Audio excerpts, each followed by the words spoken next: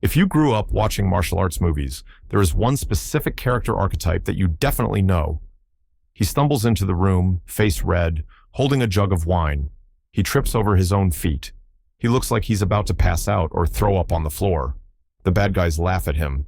They think he is an easy target, a joke. But then the fight starts, and suddenly, that clumsy drunkard becomes a whirlwind of pain. He dodges punches by falling asleep standing up.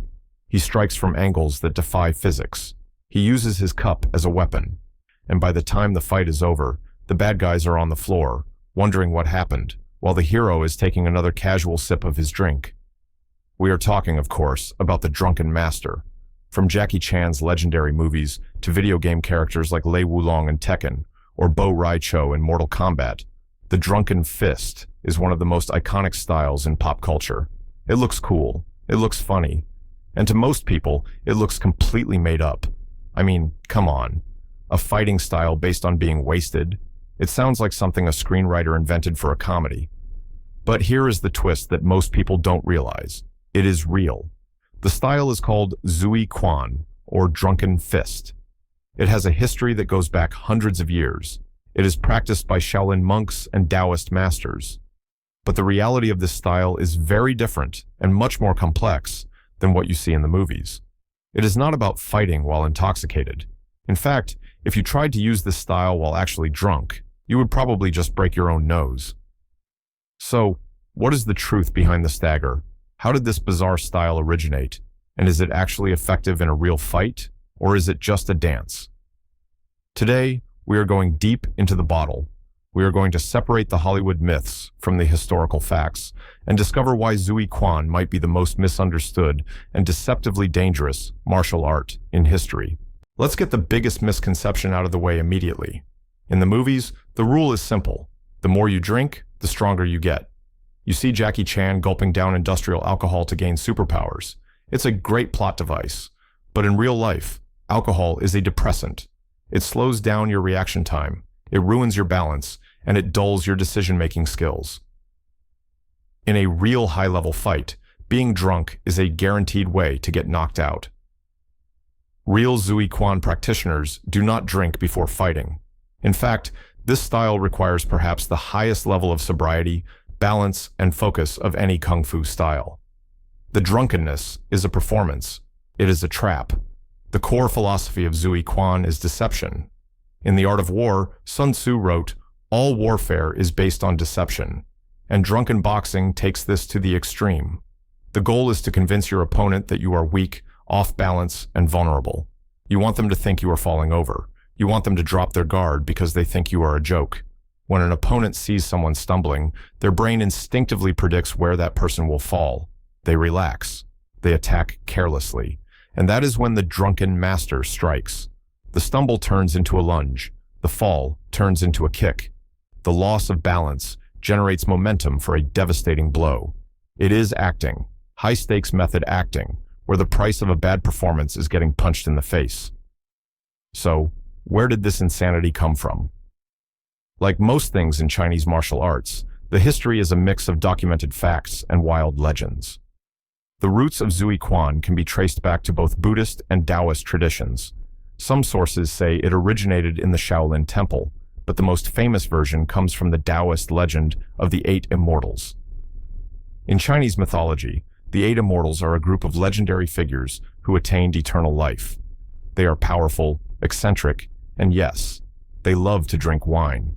The traditional Drunken Fist style is often called the Eight Immortals Drunken Boxing, where the fighter mimics the personalities and physical traits of these 8 gods. This is where the style gets really interesting technically. It's not just stumbling around. Each immortal represents a different fighting strategy. For example, one immortal, Lu Dongbin, is depicted as a swordsman who drinks too much. In the form, the fighter mimics holding a heavy sword and swaying, using sharp, slashing hand movements. Another immortal, Li Tieguai, is depicted as a disabled beggar who walks with a crutch. In the fighting style, the practitioner fights on one leg, dragging the other one, using incredible balance to kick from unexpected angles. There is He Xianggu, the female immortal, whose movements rely on close-range deflection and finger strikes to soft targets. So, When you see a master performing a drunken form, they aren't just improvising chaos. They are cycling through a complex library of characters, switching from grappling to striking, from low ground fighting to high aerial attacks. It is a structured system designed to look like chaos. But historically, there is also a darker, more practical theory about its origin. Some historians suggest that the style was developed by rebels and outlaws. In ancient China, carrying weapons was often banned. Being a martial artist could make you a target for the authorities. But who pays attention to the town drunk? Who suspects the guy passed out in the gutter? By disguising their movement practice as drunken stumbling, martial artists could hide their training in plain sight. And if a fight broke out, moving like a drunkard made them harder to pin down. Okay, let's talk about how this actually works physically. Because acting drunk isn't enough to win a fight. You need mechanics. The genius of Zui Quan lies in fluidity and momentum. Most martial arts teach you to be grounded. Karate, boxing, Muay Thai, they tell you to keep your feet planted, keep your center of gravity stable, and generate power from the hips. Drunken boxing breaks all these rules, or at least it looks like it does. A drunken boxer is constantly moving their center of gravity. They lean so far back you think they will fall, then snap forward. They twist their spine like a wet towel. This constant shifting makes them a nightmare to aim at. If you throw a punch at a boxer, you know where his head is. If you throw a punch at a drunken master, his head might be near his knees, or swaying to the left, or he might literally drop to the ground. This leads to the concept of sloshing. Imagine you are holding a cup of water that is filled to the brim. If you move rigidly, the water spills. If you move fluidly, the water moves with you. The drunken boxer treats their body like that water. They are soft and relaxed, moving with the opponent's force rather than fighting it. But when they strike, they create a sudden explosion of tension. This is the whip effect. By using the momentum of a fake fall, they can generate massive power. Imagine falling forward with your entire body weight, but at the last second, you catch yourself and channel all that falling energy into a punch. That is heavy. That hurts. Also, we have to talk about the hand shape. You know the one. The hand looks like it's holding a small cup. The thumb and index finger are curled. In the movies, this is just to show they are drinking. In combat, this is actually a specialized grip. It's used for gripping throats, seizing wrists, and striking small targets like eyes or the groin. It's a vicious, dirty grip disguised as a theatrical gesture. Now, we have to address the elephant in the room, or rather, the acrobat in the room. If you go to a wushu competition today, you will see drunken boxing. It is spectacular. Athletes are doing backflips, landing in the splits, spinning in the air, and doing kip-ups. It looks like breakdancing mixed with gymnastics. This is modern performance wushu. It is designed for judges, not for fighting. It requires immense athleticism, but if you tried to do a backflip in a street fight, you would probably lose. However, traditional Zui Quan, the old-school style, is much nastier. It is not about flips. It is about dirty fighting. In the traditional application, the drunken master is terrifying because he fights on the ground. Most strikers panic if they fall down. The drunken boxer loves the ground. They will drop to their knees to dodge a punch you in the groin, kick out your kneecap, and roll away before you can react. They use the element of surprise to target the parts of the body you can't condition. You can build big muscles, but you can't build a muscular throat. You can't strengthen your eyes.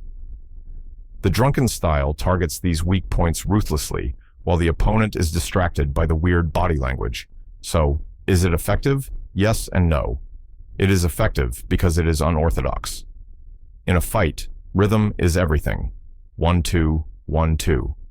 We are used to a certain cadence. Drunken boxing has broken rhythm. It moves in beats that don't make sense to a trained brain. It disrupts the opponent's ability to predict the next move. By the time the opponent figures out what is happening, they have already been hit. But it is incredibly difficult to learn. There is a reason you don't see drunken boxing in the UFC. It requires a level of mastery that takes decades to achieve. You need legs of steel to maintain those off-balance stances. You need flexibility that rivals a yoga master. And in the modern era of MMA, where efficiency is king, learning a complex theatrical style is simply not the most efficient path to victory. A straight punch is faster than a stumbling swing, But just because it isn't meta in sports doesn't mean it isn't a legitimate and dangerous combat system. It was designed for an era of life-or-death street altercations, not for a cage with a referee. The Drunken Master is more than just a funny trope in a Jackie Chan movie. It is a testament to human creativity in combat. Think about the mind that invented this. Someone looked at a drunk person falling over and thought, I can weaponize that. They took the concept of weakness and turned it into a strength. They took the idea of losing control and turned it into the ultimate form of body control. It reminds us that in martial arts, nothing is what it seems. The soft can overcome the hard. The clumsy can overcome the precise.